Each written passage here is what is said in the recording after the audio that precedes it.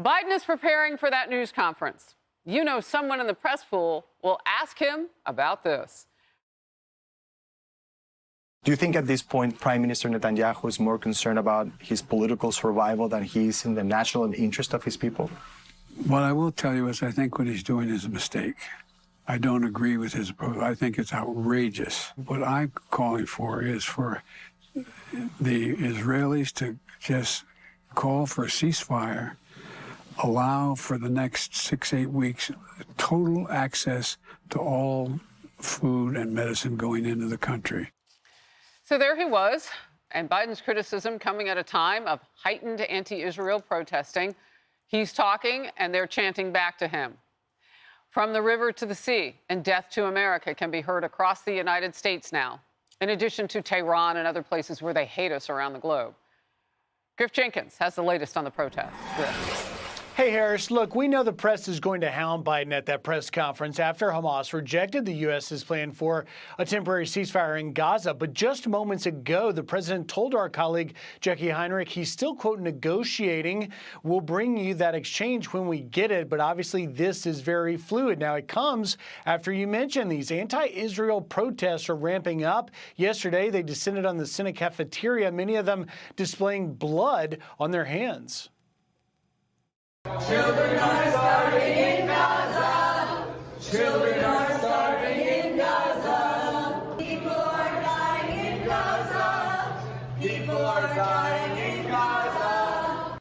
And apparently they're up there again today, getting tangled up with Senator Josh Hawley in the Senate hallway. But an organizer tells me, Harris, that these painted hands signify too much blood being spilled in Gaza. But for some Israelis, this conjures up a painful memory and images like this of a Palestinian youth with the actual blood of 2 IDF soldiers lynched by a mob in Ramallah in 2000. The president of Human Rights Voices telling Fox News Digital the red hands are meant to represent the emasculation of Jews in a bloody defeat. And it's not the first time, Harris, we've seen this with this group back in November. Bloody hand imprints you see here were painted on the gates of the White House. Now, meanwhile, out in Dearborn, Michigan, chants of death to America. You hear them here at this demonstration where the organizer appeared to call for a revolution.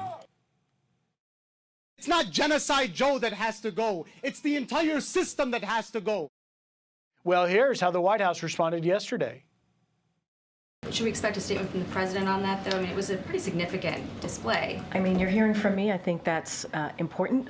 The other part, too, that I do want to be very clear about, you know, peaceful protest is something that the president has also been very clear that is important to give folks space to peacefully protest. But any type of violent rhetoric, we are going to denounce.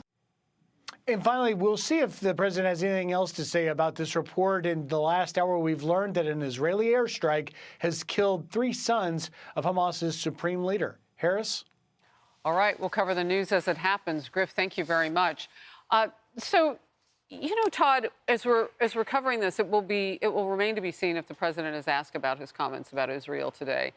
We do know that former President Trump was asked about it. We'll show the audience when we can get that isolated because we just took him live. But this is now becoming another hot issue for the president, along with ticking up inflation and immigration as number one. As it should be, because it is a war involving our greatest adversary. But I keep coming back to this notion, not our greatest adversary, but our greatest ally. I keep coming back to this notion. How would America respond? How would President Biden respond if everybody in the world told us how to fight a war following a major terror attack? I'd like to think that President Biden would do what is in the best interest of our country and not listen to the noise from abroad. It is insulting, I think, to Israel. It's insulting to the American people that he is letting the campaign and his loss of the Michigan Muslim and the far-left Palestinian caucus that exists in our country guide him on this issue when he saw that it was politically necessary for him. He's doing this to win the election, and it's not just him, Harris. You have Tim Kaine, Nancy Pelosi, Elizabeth Warren, all siding with this notion, this far-left notion, because they want to win in November. It's sad, and it's not how it should be. So, Emily, what has happened in the last couple of days that really is mind-boggling is we're now forcing them into a ceasefire, by threatening to take away the ammunition. And Nancy Pelosi says that should definitely happen. We just gave them weapons. Let's not give them more. They're in the middle of the war. So, you know, irrespective of what people would say about us if we were fighting a war, would they help us if they were already helping us or turn their backs on us? An action speaks so much louder than words. And I think on that note, that speaks volumes. And let's go back to the nearly 4 decades that Biden has known Netanyahu, because I think what we're hearing right now is a lot from this administration in some type of moment-to-moment, present-day reaction that has nothing to do with this very long relationship. But let's look at Biden's actions. So in 2014, first of all, The Atlantic called the relationship between the United States and Israel on the brink of a collapse. It was sort of fomented during the Obama years because, in part, the Iran nuclear deal that Netanyahu vociferously opposed, that Jewish Americans opposed, that most reasonable, rational Americans opposed. And yet it was under that strain that there became this sort of deviation from the important partnership between Israel and the United States. And Biden at the time, in 2014, said, "I don't agree with a damn thing you say, Bibi, but I love you." And to me, that unprofessional, callous, sort of frankly demeaning tone is what's reflected here. I don't believe that the president knows exactly what he's saying. I believe that he is just ping-ponging in between the current state, and people are telling him, we have to win this in Michigan. We are losing these voters on the left, and he is ignoring the strongest alliance of our countries for decades. Think about when he appointed the ambassador, September in 23.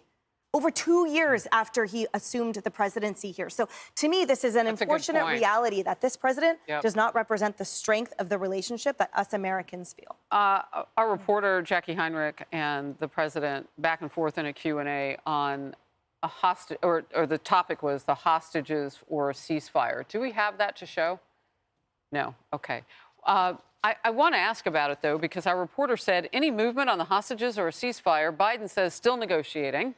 Heinrich says still negotiating. Biden says nothing appears to nod. Right. And to me, that is the key point. Look, October 7th happened. We know what happened that day. And I will say it over and over again. Babies were put in ovens. Women were raped. That happened. Me, others, many people in this building predicted we are with Israel today, but give it time. Give it a few weeks. Give it a few months. Biden, we predict, will backpedal on this. Well, here we are. We are a few months from an election. There are hostages, more than 130 hostages, some of whom are American. And what's the call? Ceasefire? To your point, Todd Pyro, what you said is so important.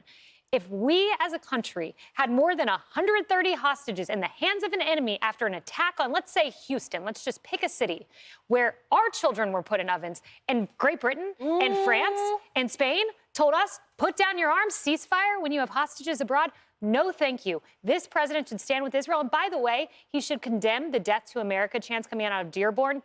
You had Karine Jean-Pierre saying, I speak for the president. Well, if the Trump administration had tried that, yes, you do speak for the president, but the press wouldn't have let you get away from that. We need to hear from the commander-in-chief, not the press secretary. So what's interesting about that, it kind of reminds me of the Summer of Love when people were breaking into businesses and a police officer was even killed in one of our great cities by protesters who were being allowed to work it out. Work it out, enjoy that freedom, if you will. So Death to America, freedom of speech, but I agree. It doesn't mean you can't comment that you don't agree with that. Right. Exactly. And we've given these protesters so many passes. Do you remember when they were shouting from the river to the sea? We're like, oh, maybe they don't know what they're actually saying. Yeah, right. And now the red hands, oh, they don't know what that actually signifies to Israelis, the lynching of those IDF soldiers. We need to stop giving them passes because, as you both said, America has skin in the game here. 30 killed and Americans killed October 7th, at least 5 American hostages we know still in custody. America is in this fight, so we have to start acting like it, period. When was the last time you heard the American president mention American names who were killed or taken hostage? Exactly. Yep. Still waiting. I mean, I know he couldn't say Lake and Riley, but can he go there? Can anybody in his administration do it? Can they go there on this day? That's a challenge. I'm really curious to see why they are asleep at the switch on we leave no Americans behind. But we did in Afghanistan, so maybe it's a habit. Hey everyone, I'm Emily Campagno. Catch me and my co-hosts Harris Faulkner and Kaylee McEnany on Outnumbered every weekday at 12 p.m. Eastern, or set your DVR. Also, don't forget to subscribe to the Fox News YouTube page for daily highlights.